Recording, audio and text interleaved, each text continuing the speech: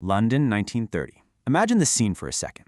The British Empire is projecting absolute administrative power, but halfway across the world, an unstoppable movement is forcing a total reshaping of destiny. Welcome to this explainer.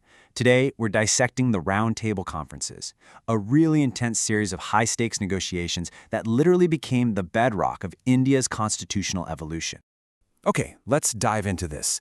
How did 3 specific meetings in London end up shaping the constitutional future of an entire subcontinent? I mean, during British rule, the demand for Indian independence wasn't just growing, it was accelerating at an unprecedented pace. The immense pressure from Indian leaders and the general public simply couldn't be ignored anymore, and that basically forced the British government right to the negotiating table. So here's our roadmap for today. We'll be quickly covering the demand for freedom, the first, second, and third conferences, how the 1935 Act emerges from all of this, and finally, we'll wrap up with the historical legacy. All right, Section 1, Demand for Freedom, Pressuring the Crown. So what exactly was a roundtable conference? These weren't just your standard, boring administrative check-ins, right? The British government actually convened these with a monumental objective. They wanted to get Indian representatives, princely states, and political parties all into one room to design a brand new constitutional system.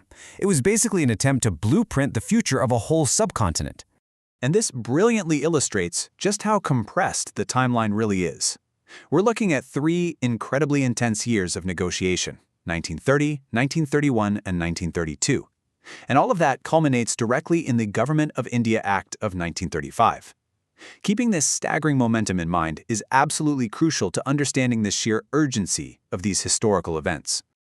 Moving right along to Section 2, First Conference, Congress Boycotts. So, when talks officially kicked off on November 12, 1930, there was a glaring empty chair at the table. The Indian National Congress boycotted the whole thing entirely. And why? Well, because the British were trying to negotiate self-rule while simultaneously locking up Congress leaders for their part in the civil disobedience movement. You just can't draft a constitution without the primary political stakeholders in the room. Because of this, the talks were practically paralyzed from the start, meaning no solid concrete results on self-rule could be achieved at all. Let's move to and see how this builds in Section 3. Second Conference, Key Debates. Now, what's really interesting about this slide is the complex dynamic that unfolds.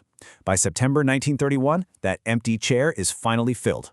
Mahatma Gandhi travels to London as the sole representative for the Congress, but he immediately clashes with Dr. B.R. Ambedkar. You see, they brought profound, yet fundamentally incompatible visions to the table. Gandhi was completely focused on the demand for a unified front for Indian self-rule.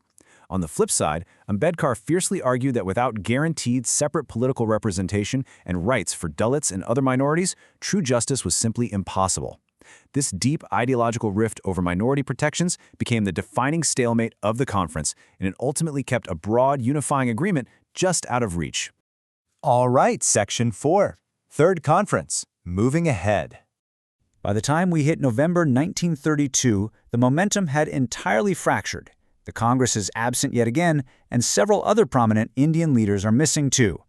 So, unchecked by major Indian political forces, the British government simply capitalized on the empty table. They advanced their own administrative arrangements and pushed forward finalizing plans based on their own constitutional frameworks. Which brings us to Section 5, the 1935 Act emerges. So, the crucial point is that all those exhausting debates, the boycotts and the compromises, actually produced a very tangible legislative outcome, the Government of India Act in 1935. It fundamentally rewired the system through 3 main steps. Step 1, granting provincial autonomy. Step 2, envisioning a massive federal structure for the subcontinent. And Step 3, legally securing increased Indian participation in administration. This act was the direct, physical result of the intense negotiations that started back in 1930. And finally, we arrive at Section 6, the historical legacy. You know, it's really easy to look back at the boycotts and the disagreements and just write these conferences off as a massive stalemate. But doing that misses the point entirely. These meetings gave Indian leaders the crucial opportunity to present their demands directly to the British government, setting the irreversible direction for future constitutional development. While they didn't get immediate independence on the spot, this era established baseline expectations and defined the critical internal debates that built the very foundation of India's modern democracy.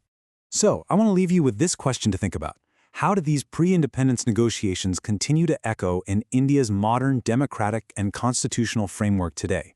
When you really look at current Indian governance, minority rights, and federalism, you're looking at the direct legacy of what was fiercely debated in London almost a century ago.